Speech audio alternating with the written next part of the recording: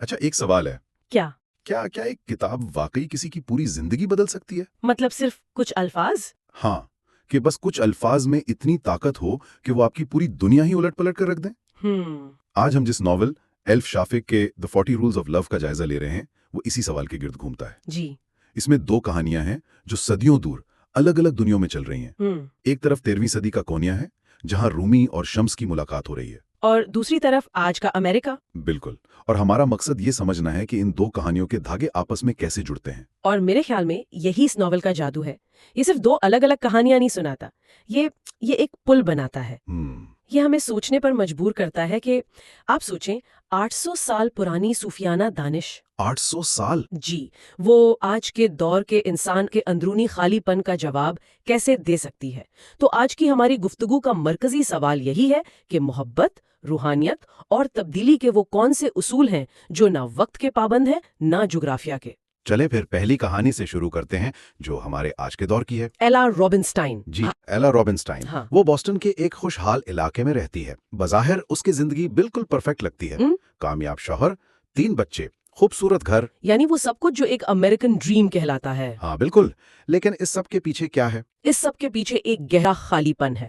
ایلا 40 سال کی ہو چکی ہے اور اسے شدت سے احساس ہو رہا ہے کہ اس کی زندگی ایک ہی دائرے میں گھوم رہی ہے، ایک عادت بن چکی ہے۔ بالکل، شادی میں اب کوئی جذبہ نہیں بچا، بچے بڑے ہو رہے ہیں، اسے لگتا ہے کہ اس نے اپنی پوری زندگی دوسروں کے لیے گزاری ہے اور اس عمل میں وہ خود کو کہیں کھو بیٹھی ہے۔ اور یہ کیفیت تو آج کل بہت سے لوگوں کی ہے۔ جی، یہ جدید دور کے ان گنت لوگوں کی عکاسی کرتی ہے جن کے پاس مادی طور پر سب کچھ ہوتا ہے مگر روحانی طور پر وہ کنگال ہوتے ہیں۔ تو وہ اس خالی پن سے نکلنے کے لیے کیا کرتی ہے؟ وہ ایک ادبی ایجنسی میں پارٹ ٹائم ریڈر کے طور پر کام شروع کرتی ہے۔ یہ اس کی زندگی کا پہلا قدم ہے جو وہ صرف اپنے لیے اٹھاتی ہے۔ اچھا۔ اور اسے جو پہلا مسودہ پڑھنے کو ملتا ہے اس کا عنوان ہے سویٹ بلیسفمی، شیریں گستاخی، اور یہیں سے کہانی کا رخ بدلتا ہے نا؟ یہ کتاب اس کے لیے صرف ایک کام نہیں رہتی؟ نہیں، یہ ایک آئینہ بن جاتی ہے۔ جیسے جیسے وہ اسے پڑھتی ہے اسے لگتا ہے کہ یہ اس کے اپنے سوالوں کے جواب دے رہی ہے۔ اور پھر وہ اس کے مصنف سے رابطہ کرتی ہے۔ جی، یہ بہت دلچسپ نکتہ ہے۔ جب وہ ہمت کر کے ناول کے مصنف عزیز زہارا کو ای میل کرتی ہے تو یہ صرف ایک قاری اور لکھاری کا رابطہ نہیں ہوتا۔ تو یہ کیا تھا پھر؟ یہ دراصل ایلا کا اپنے اندر کی آواز سے دوبارہ جڑنے کا سفر تھا۔ عزیز کے الفاظ، اس کے خیالات ایلا کو یاد دلاتے ہیں کہ اس کے اندر بھی خواب تھے، خواہشیں تھیں، ایک روح تھی جو محبت کرنا چاہتی تھی۔ تو ہر ای میل اسے اپنی بیروح زندگی سے ایک قدم دور لے جا رہی تھی؟ بالکل، اور اسے احساس دلا رہی تھی کہ وہ برسوں بعد واقعی زندہ محسوس کر رہی ہے۔ تو اب چلتے ہیں اس ناول کے اندر شیریں گستاخی کی دنیا میں جس نے ایلا پر اتنا گہرا اثر ڈالا۔ ہم پہنچ گئے ہیں 13ویں صدی میں، اور ہمارا سامنا ہوتا ہے ایک بے چین روح سے، ایک خانہ بدوش درویش شمس تبریزی، جو ایک ساتھی کی تلاش میں ہے، کوئی ایسا جو اس کے علم کا بوجھ اٹھا سکے، عشق حقیقی کو سمجھ سکے۔ اور یہاں یہ سمجھنا ضروری ہے کہ شمس کوئی عام درویش نہیں ہے، وہ ایک باغی روح ہے۔ باغی؟ کس لحاظ سے؟ اس لحاظ سے کہ وہ علم کو کتابوں میں نہیں، تجربے میں ڈھونڈتے ہیں۔ وہ خدا کو مسجدوں میں نہیں، انسان کے دل میں تلاش کرتے ہیں۔ ان کی نظر میں عشق ہی کائنات کا مرکز ہے۔ اور اسی تلاش میں وہ بغداد سے کونیا پہنچتے ہیں۔ جی، کونیا، جہاں اس وقت اسلامی دنیا کے سب سے بڑے عالم مولانا جلال الدین رومی موجود ہیں، ہزاروں شاگرد، بے پناہ عزت، علم کا سمندر۔ بظاہر ایک کامل شخصیت، لیکن کیا یہ عجیب نہیں کہ ایک اتنا بڑا عالم جس کے پاس سب کچھ تھا، ایک اجنبی درویش کی باتوں میں اتنی جلدی آ گیا؟ آپ نے بالکل صحیح سوال اٹھایا۔ ناول یہ اشارہ دیتا ہے کہ رومی بھی اپنی جگہ ایک خالی پن محسوس کر رہے تھے۔ اچھا؟ جی، ان کے پاس علم تھا، منطق تھی، دلائل تھے، لیکن شاید دل کا سکون نہیں تھا۔ وہ علم کے پہاڑ پر کھڑے تھے لیکن روحانی طور پر پیاسے تھے۔ تو شمس ان کی زندگی میں اس پیاس کا جواب بن کر آئیں۔ بالکل، ان کی ملاقات صرف دو انسانوں کا ملنا نہیں تھا بلکہ یہ علم اور عشق کا، منطق اور وجدان کا ٹکراؤ تھا۔ شمس نے تو آتے ہی رومی کی کتابوں کے ڈھیر کو پانی میں پھینک دیا۔ یہ تو ایک بہت بڑا قدم تھا، مطلب ایک عالم کے لیے اس کی کتابیں ہی تو سب کچھ ہوتی ہیں۔ جی، اور یہی اس رشتے کی انقلابی نوعیت تھی۔ شمس رومی کی زندگی میں ایک زلزلے کی طرح آئے۔ اس نے ان کے بنائے ہوئے تمام محفوظ قلعوں کو گرا دیا اور انہیں سکھایا کہ خدا کو صرف پڑھا نہیں جاتا، اسے محسوس کیا جاتا ہے، اس سے عشق کیا جاتا ہے۔ وہ رومی کو ایک پرسکون عالم سے ایک بے قرار عاشق بنا دیتے ہیں۔ اور یہ تبدیلی آسان نہیں ہوگی۔ بالکل نہیں، اس میں بہت درد تھا، لیکن یہی وہ تبدیلی تھی جس نے جلال الدین رومی کو صرف مولانا سے مولانا روم بنایا۔ اور اسی دوستی کے دوران شمس اپنے مشہور زمانہ 40 اصول رومی کے سامنے پیش کرتے ہیں جو اس ناول کی بنیاد ہیں۔ جی، 40 اصول عشق۔ یہ اصول ہیں کیا یہ کوئی مذہبی احکامات ہیں؟ نہیں، یہ احکامات نہیں بلکہ نقطۂ نظر بدلنے کی دعوت ہے۔ زندگی، کائنات اور محبت کو دیکھنے کے 40 نئے زاویے۔ کوئی مثال دیں گے؟ جی، جیسے ایک اصول ہے کہ کائنات ایک ہے، ہم سب ایک دوسرے سے جڑے ہوئے ہیں۔ جب تم کسی کو دکھ پہنچاتے ہو تو دراصل خود کو دکھ پہنچاتے ہو۔ واہ! یہ اصول مذہب کی روایتی تشریحات کو چیلنج کرتے ہیں۔ ان کا زور ظاہری اعمال پر نہیں بلکہ باطنی کیفیت، نیت اور محبت پر ہے۔ ایک اور اصول جس نے مجھے بہت متاثر کیا وہ یہ تھا کہ عشق کا کوئی لیبل نہیں ہوتا، کوئی تعریف نہیں ہوتی، یہ بس ایک تجربہ ہے۔ اور یہی ان اصولوں کی خوبصورتی ہے، وہ آپ کو بتاتے ہیں کہ خدا تک پہنچنے کا کوئی ایک متعین راستہ نہیں ہے، ہر انسان کا راستہ الگ ہے۔ ایک اصول یہ بھی ہے کہ جس طرح ہم خدا کے بارے میں سوچتے ہیں وہ دراصل ہماری اپنی شخصیت کا عکس ہوتا ہے۔ جی، مطلب اگر آپ ایک غصے والے خدا کا تصور کرتے ہیں تو شاید یہ آپ کے اپنے اندر کا غصہ ہے۔ شمس کا پیغام یہ تھا کہ باہر کی دنیا کو بدلنے سے پہلے اپنے اندر کی دنیا کو بدلو۔ لیکن یہ انقلابی خیالات اس وقت کے معاشرے کے لیے ہضم کرنا آسان نہیں ہوں گے۔ بالکل بھی نہیں۔ جب شہر کا سب سے بڑا عالم اپنا سارا وقت ایک اجنبی درویش کے ساتھ گزارنے لگے، اپنے شاگردوں اور یہاں تک کہ خاندان کو بھی نظر انداز کرنے لگے، تو شدید رد عمل آیا۔ لوگوں نے شمس سے حسد کرنا شروع کر دیا۔ رومی کے شاگردوں کو لگا کہ اس جادوگر نے ان کے استاد کو ان سے چھین لیا ہے، اور گھر والوں کو لگا کہ وہ ذمہ داریوں سے منہ موڑ رہے ہیں۔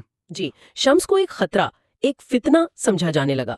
جو محبت دو لوگوں کے درمیان ایک روحانی راز تھی، وہ پورے شہر کے لیے ایک سکینڈل بن گئی۔ اور یہ حسد اور نفرت آخرکار ایک سازش میں بدل جاتی ہے۔ جی، شمس کے خلاف ماحول اتنا زہریلا ہو جاتا ہے کہ وہ ایک رات پراسرار طور پر غائب ہو جاتے ہیں۔ کیا انہیں قتل کر دیا گیا یا وہ خود چلے گئے؟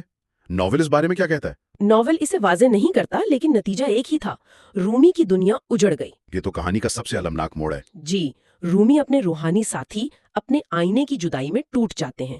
وہ دیوانہ وار شمس کو ڈھونڈتے ہیں لیکن وہ نہیں ملتے۔ اور اسی شدید غم اور کرب کے آتش فشاں سے وہ شاعری پھوٹتی ہے جسے آج دنیا مثنوی اور دیوان شمس کے نام سے جانتی ہے۔ یہ تو حیران کن بات ہے، یعنی شمس کی جدائی نے رومی کو ختم نہیں کیا بلکہ انہیں ایک نئی شکل دے دی۔ آپ نے بالکل درست کہا، شمس نے رومی کو توڑ کر دوبارہ جوڑا تھا۔ اسی جدائی کے غم سے ہی رقص سما نے جنم لیا۔